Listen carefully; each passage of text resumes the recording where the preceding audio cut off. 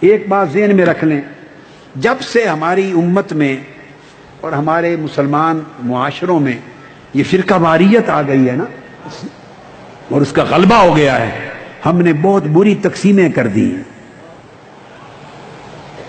اب چونکہ شیعہ مسلک جو ہے جعفری اور مسلک تشیع، ان کا چونکہ سارا ایمفسس اور سارا کنسنٹریشن اور ساری ترجیح ائمہ اطہار اہل بیت اور محرم اور شہادت امام حسین پر ہوتی ہے، اور وہ اپنے انداز کے ساتھ مناتے ہیں، اہل سنت اس انداز کے ساتھ نہیں کرتے۔ مگر بدقسمتی یہ کہ فرقہ وارانہ سوچ نے ایسی تقسیم کر دی ہے کہ وہ ہم نے حسین کو شیعوں کا بنا دیا ہے، کہ حسین شیعوں کا ہے۔ بڑی بدقسمتی ہے، ایسا سوچ کر ہم اپنے آپ کو ایمان سے محروم کر دیں گے، ایمان سے محروم کر دیں گے۔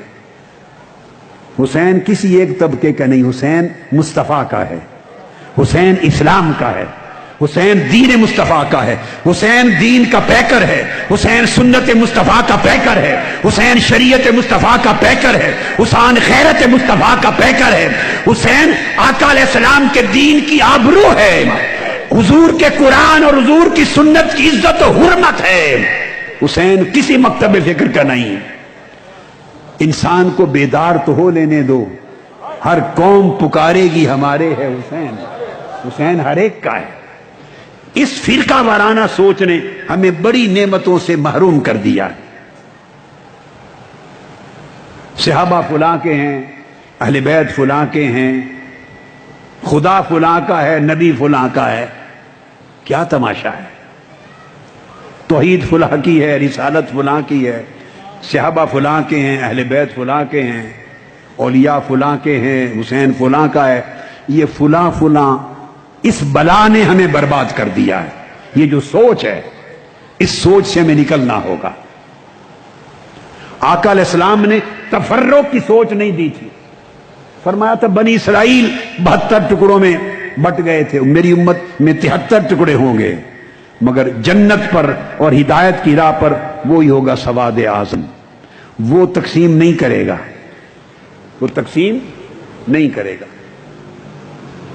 لہذا یاد رکھ لیں، کبھی اس امر سے نہ ہچکچائیں۔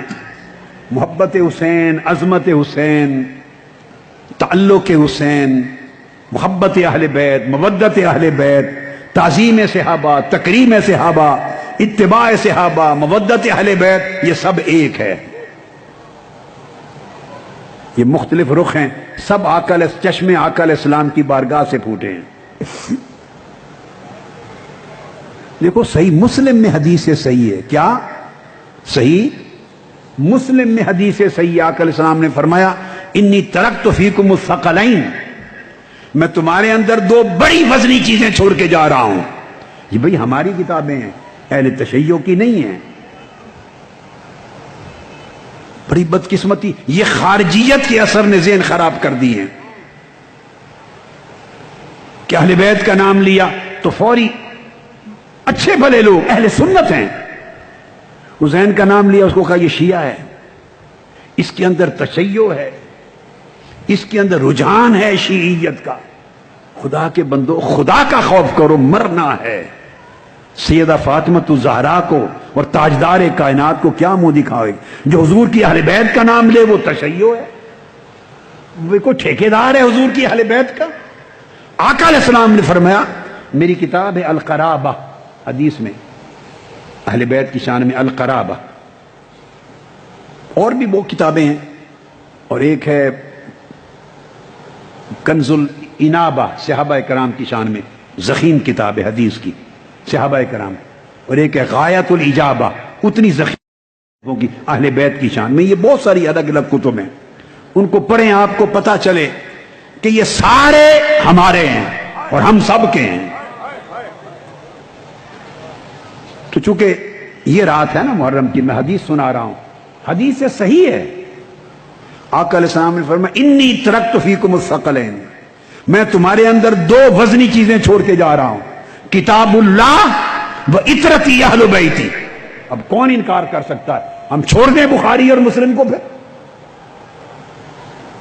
اگر اہل بیت اور حسین شیعوں کا ہے تو چھوڑ دیں بخاری کو اور چھوڑ دیں مسلم کو، سب کتابیں اٹھا کے پھینک دیں. کہاں سے اپنا دین لائیں گے آپ؟ آقا علیہ السلام نے فرمایا میں چھوڑ کے جا رہا ہوں دو چیزیں، فَإِن تَمَسَّكْتُمْ بِهِمَا لَن تَضِلُّوا، اگر ان دونوں کو دامن تھامے رکھو گے گمراہ نہیں ہوگے. فرمایا ایک اللہ کی کتاب، کتاب اللہ، اور ایک اطرتی اہل بیتی، میری اطرت اور میری اہل بیت. بھئی یہ تو شیعوں کی بنائی ہوئی حدیثیں نہیں ہیں، یہ تو ہماری سیاستہ کی، بخاری مسلم کی، صحیح مسلم کی. تو میں جو عرض کر رہا تھا اس سوچ سے نکلنا ہے اور وحدت کی طرف جانا ہے.